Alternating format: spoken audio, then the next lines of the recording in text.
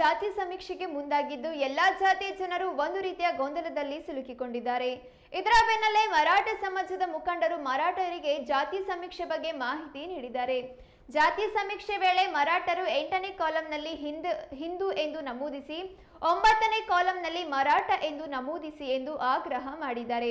ಮರಾಠರಲ್ಲಿ ಯಾವುದೇ ಉಪಜಾತಿಗಳಿಲ್ಲ, ಹೀಗಾಗಿ ಎಲ್ಲರೂ ಮರಾಠ ಎಂದೇ ನಮೂದಿಸಿ ಎಂದು ಇಂದು ಶಿವಮೊಗ್ಗದಲ್ಲಿ ನಡೆದ ಪತ್ರಿಕಾಗೋಷ್ಠಿಯಲ್ಲಿ ಮರಾಠ ಸಮಾಜದ ಪ್ರಮುಖರಾದ ಸತ್ಯನಾರಾಯಣ್ ಮಾಹಿತಿ ನೀಡಿದರು.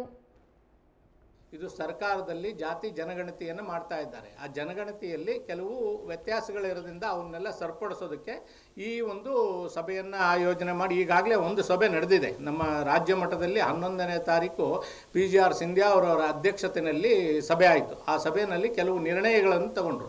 ಆ ನಿರ್ಣಯದ ಪ್ರಕಾರ ಎಲ್ಲ ತಾಲೂಕು ಮತ್ತು ಶಿವಮೊಗ್ಗ ಜಿಲ್ಲೆಯಲ್ಲಿ ಸಭೆಗಳನ್ನು ಮಾಡಿ ಎಲ್ಲರಿಗೂ ಮಾಹಿತಿ ಕೊಡ್ತಕ್ಕಂಥ ಕೆಲಸನ ಮೊನ್ನೆ ನಾವು 16ನೇ ತಾರೀಕು ಲಗನ್ ಮಂದಿರದಲ್ಲಿ ಮಾಡಿದ್ದೀವಿ.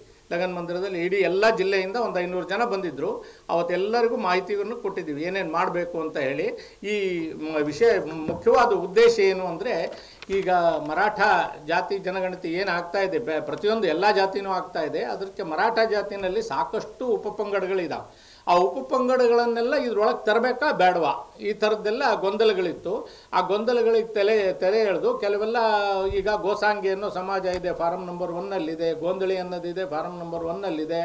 ಆಮೇಲೆ ಇನ್ನೂ ಕೆಲವು ST ನಲ್ಲಿದ್ದಾವೆ. ಈ ಥರದ್ದೆಲ್ಲ ಇದ್ದಾವೆ. ಆಮೇಲೆ ಸೋಮವಂಶ ಆರ್ಯ ಕ್ಷತ್ರಿಯ ಇದೆ, ಸೋಮವಂಶ ಆರ್ಯ ಕ್ಷತ್ರಿಯ ಸಂಘ ಅಂತ ಇದೆ.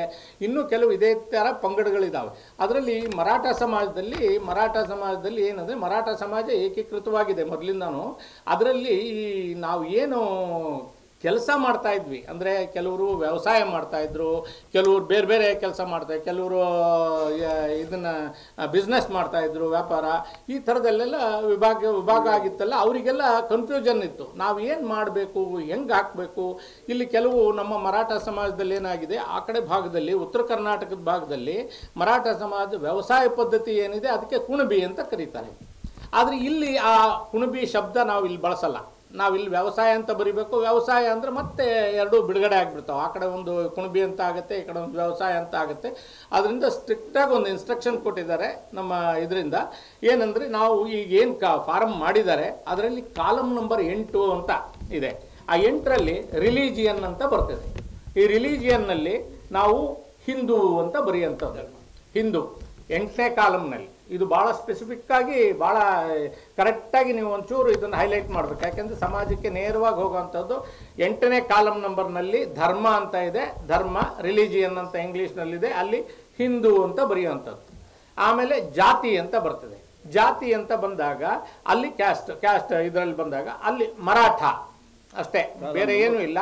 ಕನ್ನಡದಲ್ಲಿ ಮರಾಠ ಅಂತ ಬರೆದ್ರೆ ಮರಾಠ, ಇಂಗ್ಲೀಷ್ನಲ್ಲಿ ಬರೆಯೋದಾದ್ರೆ MARATHA ಅಂತ ನಮೂದು ಮಾಡಬೇಕು. ಅದು ಎರಡು ಕಾಲಮ್ ಫಿಲಪ್ ಮಾಡಿದ್ರೆ 3ನೇ ಕಾಲಮ್ನಲ್ಲಿ ಉಪಜಾತಿ 10ನೇ ಕಾಲಮ್ನಲ್ಲಿ 8, 9 ಇದು 10ನೇ ಕಾಲಮ್ನಲ್ಲಿ ಉಪಜಾತಿ ಅಂತ. ಉಪಜಾತಿ ಮೆನ್ಷನ್ ಮಾಡೋ ಅವಶ್ಯಕತೆ ಇಲ್ಲ. ನಮ್ಮಲ್ಲಿ ಉಪಜಾತಿಗಳಿಲ್ಲ. ಉಪಜಾತಿ ಅಂದರೆ ಮರಾಠ ಅಂದರೆ ಒಂದೇ ಇದೆ. ಅದರಲ್ಲಿ ಉಪಜಾತಿ ಕೆಲವರು ಆರ್ಯರು ಅಂತ ಕರೀತಾರೆ, ಅವರವ್ರು ಕರೆಯೋವಂಥ ಪದ್ಧತಿ ಮೇಲೆ ಹೋಗಿದೆ. ಆದರೆ ಮರಾಠ ಅವರೆಲ್ಲ ಮರಾಠರೇ.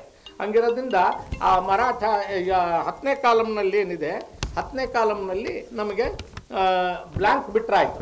ಅದನ್ನು ಡ್ಯಾಶ್, ಅದೇನು ಬರೆಯುವಂಥದ್ದಿಲ್ಲ, ಬ್ಲ್ಯಾಂಕ್. ಆಮೇಲೆ ಮಾತೃಭಾಷೆ ಅಂತ ಬರ್ತೈತೆ, ಮದರ್ ಟಂಗ್ ಅನ್ನೋದು 15ನೇ ಕಾಲಮ್ನಲ್ಲಿ ಬರ್ತೈತೆ. 15ನೇ ಕಾಲಮ್ನಲ್ಲಿ ಅಲ್ಲಿ ಮರಾಠಿ ಅಂತ ಮೆನ್ಷನ್ ಮಾಡಬೇಕು. ಮರಾಠಿ ಅಂತ ಭಾಷೆ, ನಮ್ಮ ಭಾಷೆ. ಮಾತೃಭಾಷೆ ಏನು ಮರಾಠಿ, ಜಾತಿ ಧರ್ಮ ಏನು ಹಿಂದೂ, ಜಾತಿ ಏನು ಮರಾಠ. ಇಷ್ಟೇ ಮೂರೇ ಇದನ್ನು ಮಾಡ್ತಕ್ಕಂಥದ್ದು. ಬಾಕಿ ಎಲ್ಲವೂ ಬೇರೆ ಅವರು ಏನು ಬರ್ಕೊಳ್ತಾರೆ. ಜಾತಿಗೆ ಅನುಗುಣವಾಗಿ ಯಾವುದೂ ಕನ್ಫ್ಯೂಷನ್ ಇರಬಾರ್ದು. ಒಂದೇ ಛತ್ರದಡಿನಲ್ಲಿ ಬೇರೆಯವರು. ಈ ಸಾರಿ ಬೇರೆ ಬೇರೆ ರೀತಿ ಇದನ್ನು ಮಾಡ್ತಾ ಇದ್ದಾರೆ ಅಂತ ಕೇಳಿದೆ ನಾನು. ಏನಂದರೆ, ಈಗ ಮೊದಲಿದ್ದಂಗೆ